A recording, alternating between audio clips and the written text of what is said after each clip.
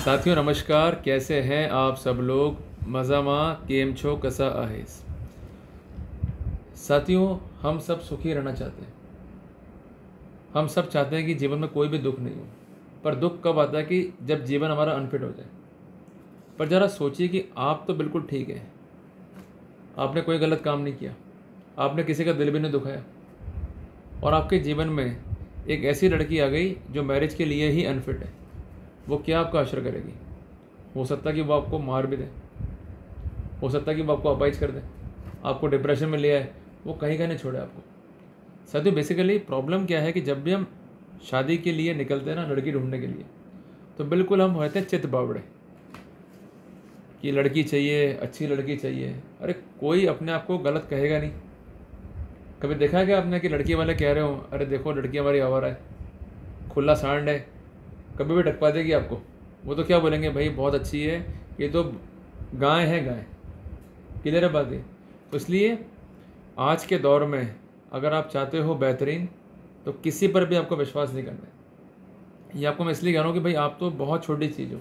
Titanic जो बहुत बड़ा जहाज़ था, वो क्यों डूबा? सिर्फ एक गलती से। वो गलती क्या थी कि वो था ओवर कॉन्फिडेंस में कि मैं बहुत बड़ा जहाज़ हूँ, और जो ग्लेशियर है उसको तो मैं इजीली जो है तोड़ दूंगा। और वो ग्लेशियर क्या था? 1/10वां हिस्सा तो उसका था ऊपर, और 9/10 हिस्सा था पानी के अंदर। वो देख ही नहीं पाए, टकराया, और जो ट्रेजेडी हुई वो आप सब जानते हैं। साथियों, लड़की भी ऐसी है। जो हिस्सा आप देख रहे हो ना उसका ऊपर, वो सिर्फ उसका रूप है, रंग है, यौवन है, जो आपको अट्रैक्ट कर रहा है कि यही है वो सही लड़की जो बनेगी मेरी धर्मपत्नी। जबकि अंदर के जो हिस्से हैं, खासकर 9 हिस्से, उस पर हम काम ही नहीं कर रहे। वो हिस्से क्या हैं कि उसको बनाना है अपना कैरियर, पर कंपेल कर रहे हैं पेरेंट्स, नहीं भाई शादी करनी पड़ेगी। उसके हैं अपने ख्वाब, अपने बॉयफ्रेंड्स, कंपेल कर रहे हैं पेरेंट्स, शादी करनी पड़ेगी। उसके अपने ऐशो आराम है, उसका अपना पाश्चात्य कल्चर है, उसकी अपनी इच्छा है, उसका अपना खर्चीला स्वभाव है, और बेसिकली उसको लड़का चाहिए बहुत योग्य, जिसकी इनकम पर मंथ 100 करोड़ से 500 करोड़ हो। आप देखते हो रील्स के अंदर भी।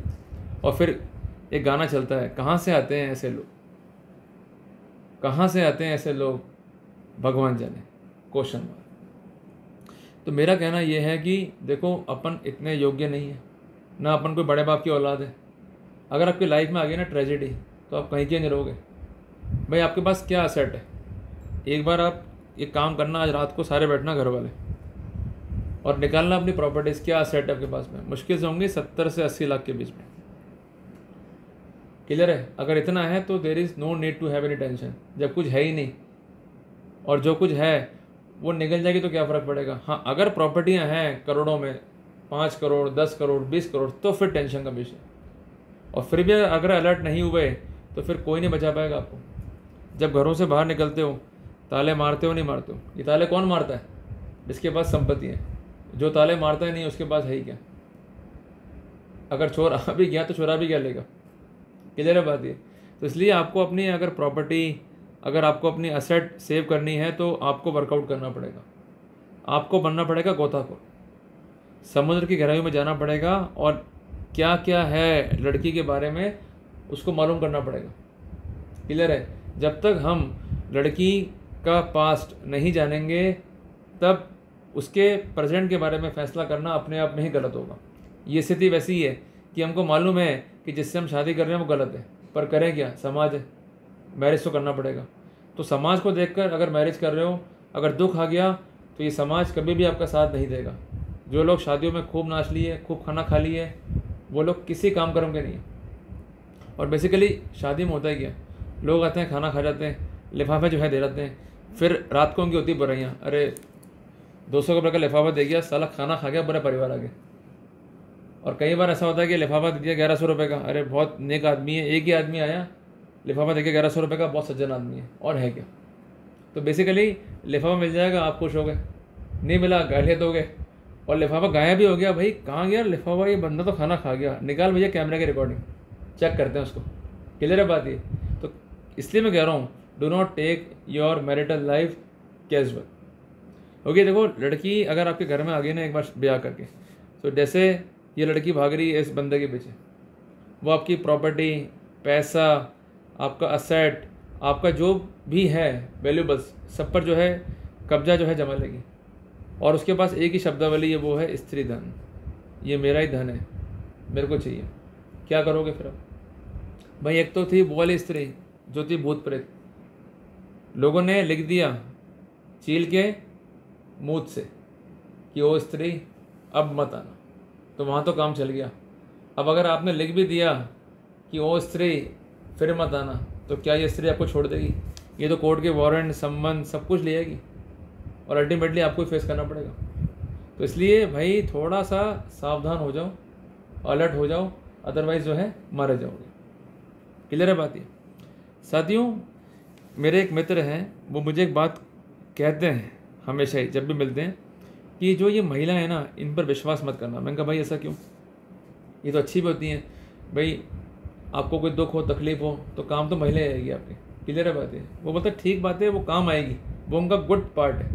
पर सबसे बड़ा प्रॉब्लम क्या है कि इनको होता है फीमेल ईगो, और ये फीमेल ईगो जो है जब एक जहर में कन्वर्ट हो जाता है, then it is termed as false female ego.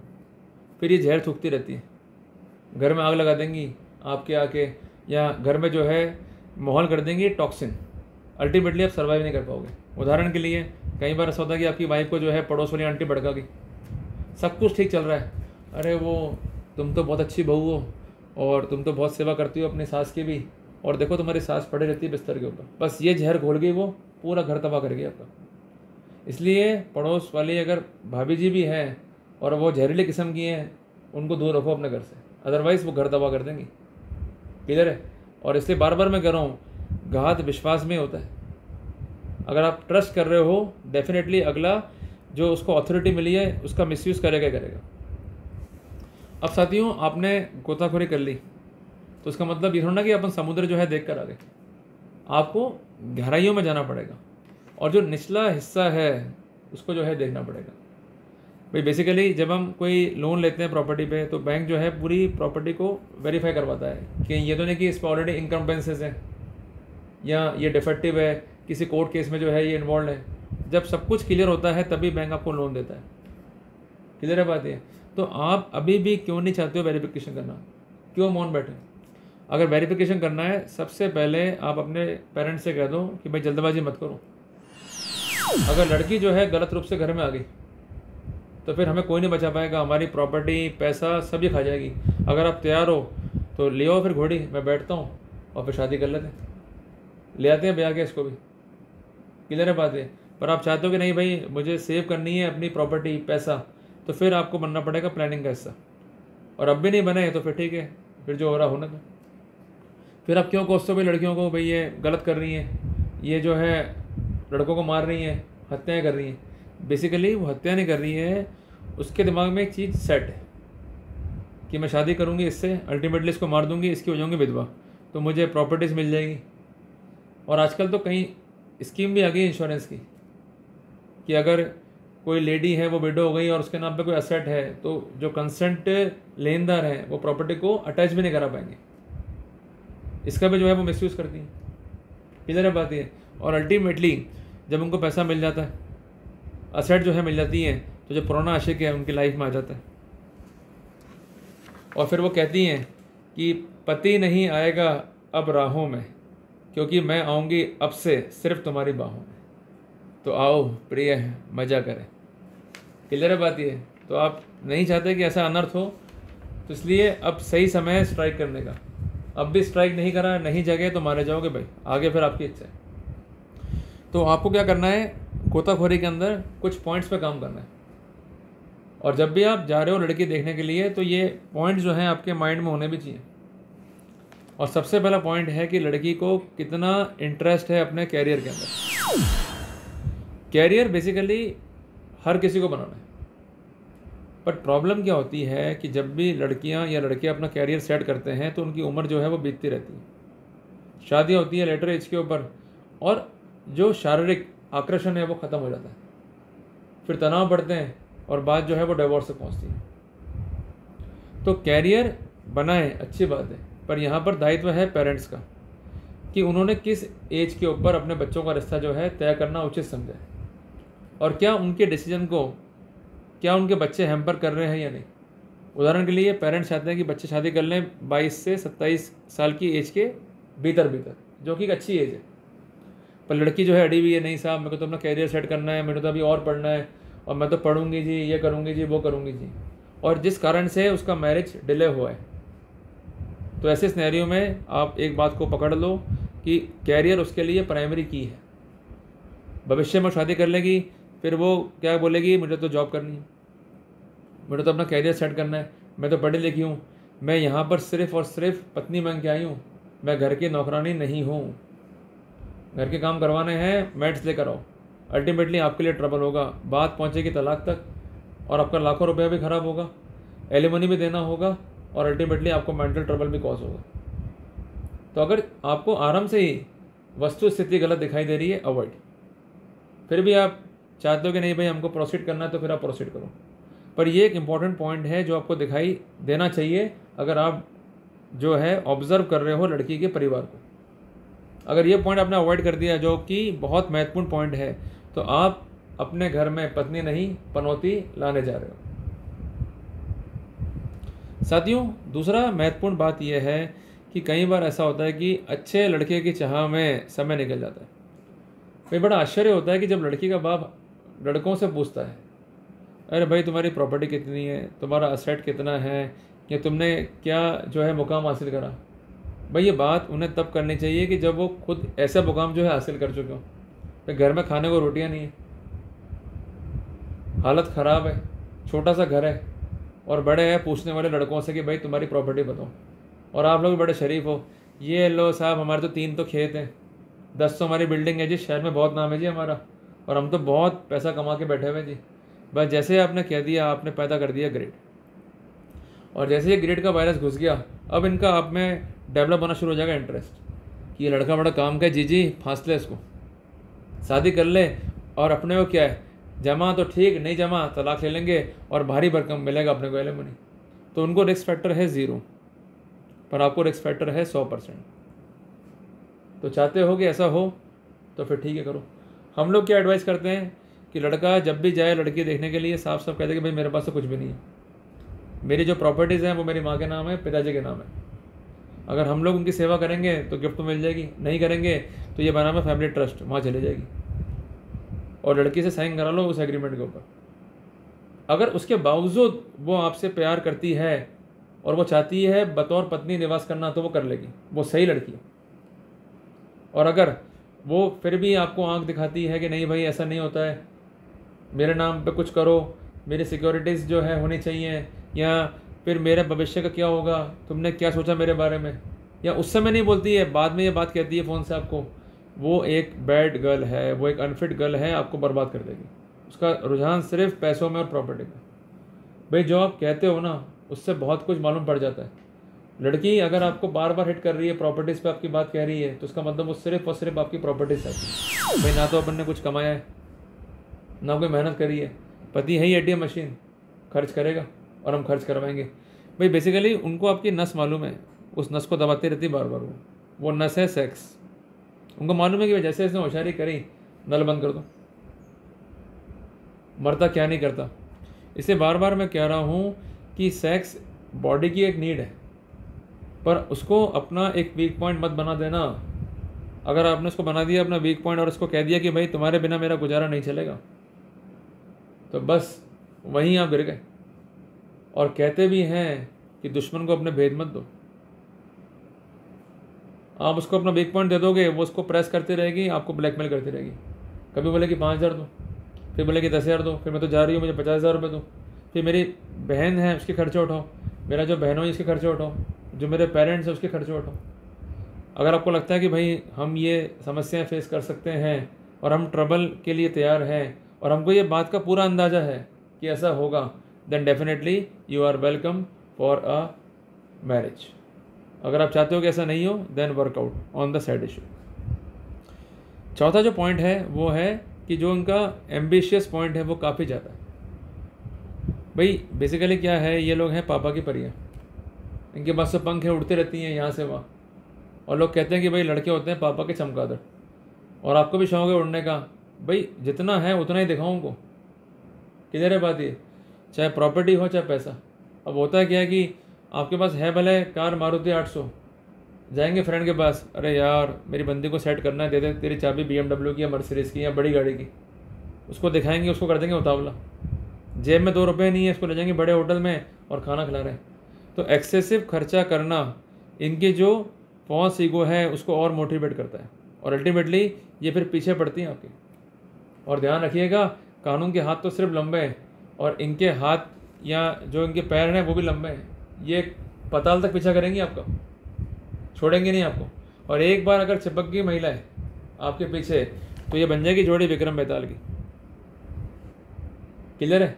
जहाँ आपने बात नहीं मानी, उसके अकॉर्डिंगली आपने प्रोसीड नहीं करा, वो कहते कि मैं तो चली अपने पियर, फिर वापस पियर जाओगे, उसको उतारोगे पेड़ के ऊपर से, चल भाई, फिर वो लपक जाएगी आपके पीछे, हाँ भाई बता कि कल से अपनी माँ को अलग करेगा या नहीं करेगा। आप बोलोगे मैं देखता हूँ, विचार करता हूँ, फिर मैं चली, फिर वो उड़ जाएगी। इसलिए भाई चाहते हो सुखी जीवन तो ढंग से चल लो, तो फ़ायदे में रहोगे, अदरवाइज मारे जाओगे। साथियों, एक बेसिक प्रॉब्लम हमने और भी आइडेंटिफाई करी है, वो है पाश्चात्य कल्चर। चढ़ती जवानी, पता नहीं कैसे कैसे गाने मार्केट में आ गए भाई। क्लियर है बात ये? तो मेरा कहना ये है कि ये तो जो कल्चर है ना, इसका जो प्रभाव है बेसिकली इंडिकेशन है कलयुग का। अभी तो कलयुग का हम प्रथम चरण देख रहे हैं एक तरीके से, अभी तो कई चरण आना जो है बाकी है। अभी आप जाओ कभी नेटफ्लिक्स के ऊपर, आपका दिमाग ख़राब हो जाएगा। मतलब ओपन नेकेड जो है गेम चल रहा है।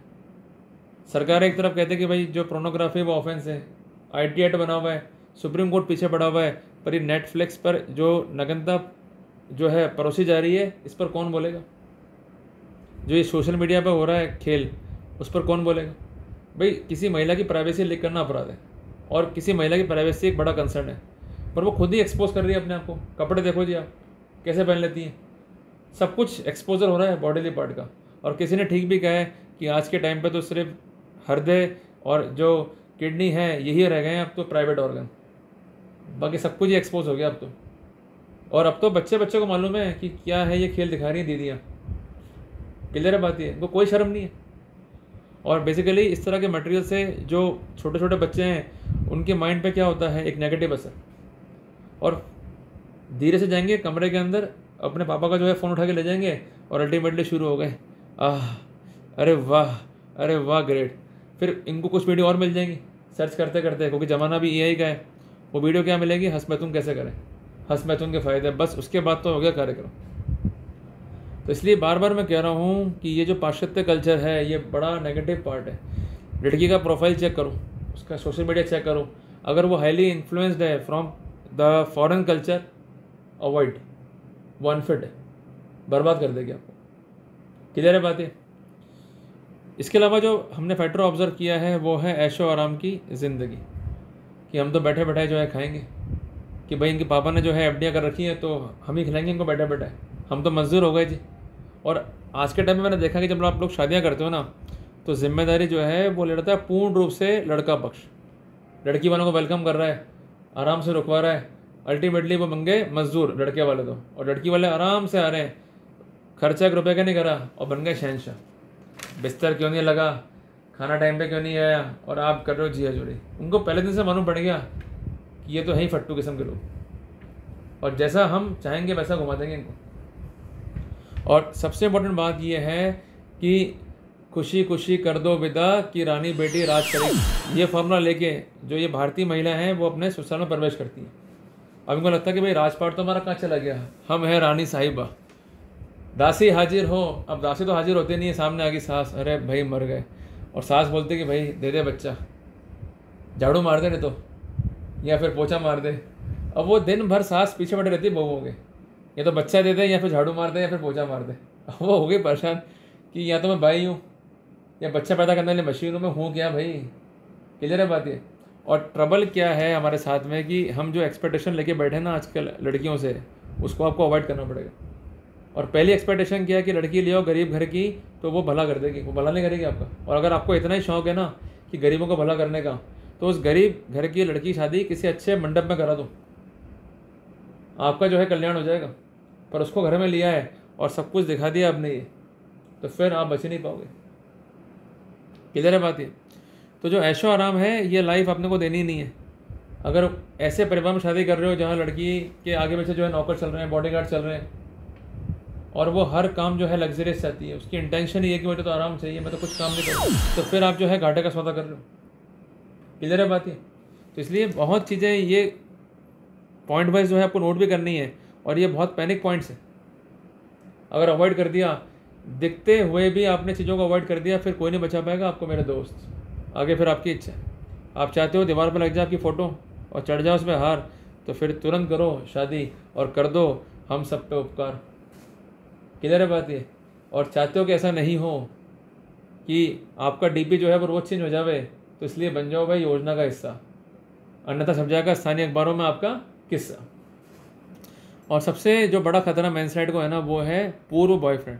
भाई जब लोग नौकरी छोड़ते हैं ना, लिखते हैं ना पूर्व न्यायाधीश, पूर्व पुलिस वाले, तो ये एक बड़ा पोस्ट है पूर्व बॉयफ्रेंड। बेसिकली पूर्व नहीं होता है, ये वर्तमान ही होता है, पर ये साए की तरह साथ साथ चलता है। तू जहाँ जहाँ रहेगी मेरा साया साथ होगा। भाई एक्चुअली क्या होता है कि ये इतना जो है लड़की को सुख सुविधाएं दे चुका होता है कि लड़की को फिर कुछ भाता ही नहीं है। भाई जैसे मान लीजिए कि मैं अगर फ़ोन यूज़ कर रहा हूँ किसी अच्छी कंपनी का, और लंबे टाइम तक सर्विस उसकी अच्छी है, फिर मैं फ़ोन को चेंज करता हूँ तो मुझे वो भाएगा नहीं, क्योंकि मैं ऑलरेडी एक अच्छी कंपनी की सर्विस ले चुका हूँ फ़ोन के अंदर। तो वही चीज़ यहाँ पर हो गई। अब तो सर्विस दी है उस लड़के ने दिन भर, क्लियर है, या रात भर, तो वो कैसे बोलेंगी? तो फिर ये उसको वचन देती हैं कि भाई तू चिंता मत कर, मैं सिर्फ उससे शादी कर रही हूँ, पर मैं उसे कभी भी अपने पास आने का मौका नहीं दूंगी, मैं आऊँगी तो तुम्हारी ही बाहों में प्रिय। अब प्रिय बोलता कि तू कैसे नज़दीक आएगी मेरे, वो नज़दीक तुझे आने देगा ही नहीं, जो करता था मैं वो करेगा वो, तो मेरा क्या होगा? तो वो कहते हैं चिंता मत करो, मैं सिर्फ शादी कर रही हूँ, ये दिखावटी मुखौटा है समाज के लिए, शादी के बाद मैं इसको मार दूंगी और तुम मेरा सहयोग करोगे, और उसके बाद पति होगा ऊपर और मैं होंगी तुम्हारी बाहों में, उसका सारा पैसा उसकी सारी दौलत तुम्हारी होगी रे। क्लियर है बात ये? तो इसलिए आपको ये भी देखना है कि उसका कोई पूर्व बॉयफ्रेंड है या नहीं है। इसलिए उसके कॉलेज जाओ, पड़ोसियों से पूछो, इंक्वायरी तो करनी पड़ेगी, सबको मालूम है राज जो दफन है सीनों में वो निकालने पड़ेंगे आपको। अगर वो राज नहीं निकले, वो राज के राज रह गए, तो बस फिर आप ख़त्म हो गए। क्लियर है बात ये? तो इसलिए खुद को बचाओ भाई, प्राथमिकता यही। अगर खुद को नहीं बचाया तो कोई भी आपको बचा नहीं पाएगा। और आपको काम करना है NSG फार्मूला पे, योग्य बनो पर खुद को भी बचाओ। अगर बचाया नहीं तो मारे जाओगे, और योग्य तो आपको बनना ही पड़ेगा। इनके चक्कर में थोड़ा कि हम लोग मजदूर बन जाएंगे, चलो ठीक है भाई ये आत्महत्या के लिए हमको विवश कर रही हैं या मार रही हैं तो हम लोग काम ही नहीं करें। काम करो, प्लानिंग कर लो, बहुत सारे ऑप्शन है आज के टाइम पे कि आप अपना मनी जो है डाइवर्ट कर सकते हो। वो पार्ट एंड पार्सल है फैमिली प्लानिंग का, मेंटेनेंस प्लानिंग का, उस पर जोड़ दो। अदरवाइज़ क्या होगा, अनसिक्योर्ड आपने मैरिज कर ली और अनफिट वाइफ आपकी लाइफ में आ गई, तो बस फिर आपका जीवन हो जाएगा नरक में, दुख में। और कहते हैं ना कि भाई शादी दो नंगी तारों की तरह है, सही जुड़ गई तो रोशनी रोशनी मेरे दोस्त, और गलत जुड़ गई तो चिंगारी आएगी। तो आप चाहते हो कि चिंगारी आपके जीवन में नहीं आए, तो इसलिए अवेयर हो जाओ, अलर्ट हो जाओ, और जितना कोशिश हो सके खुद को बचाने का जो है प्रयास करो। महिला सशक्तिकरण आज की प्राथमिकता है, पर कल को ये ना हो जाए कि महिला सशक्तिकरण ही पुरुष असशक्तिकरण का कारण बन जाए। इसलिए वर्क कर लो, जग जाओ। क्लियर है बात ये? और कहते भी है ना कि पढ़ेगा इंडिया तभी बढ़ेगा इंडिया, पर उसके साथ साथ एक लाइन और भी ऐड कर लो, पढ़ोगे भी बढ़ोगे भी। पर मेजर पॉइंट क्या है कि चैन से सोना है तो जाग जाओ। तो मैं आपको रात को जगने के लिए नहीं कह रहा हूँ, मैं ये कह रहा हूँ कि जब भी कोई आप डील कर रहे हो मैरिटल लाइफ में, तो प्रिकॉशंस क्या है उसको लेकर के आप जग जाओ। अगर आपकी अप्रोच क्लेवर नहीं हुई ना, और आप टाइमली जो है नहीं जगे, कैजुअल जो है अपने लेना शुरू करा चीज़ों को, फिर कोई आपको बचा नहीं पाएगा। फिर जो हो रहा है वो आप देख ही रहे हो। तो उम्मीद करता हूँ कि मैंने आपको टॉपिक समझाने का पूरा प्रयास किया। जल्दी मिलते हैं अपने नए टॉपिक के साथ। टिल देन, जय हिंद, जय भारत।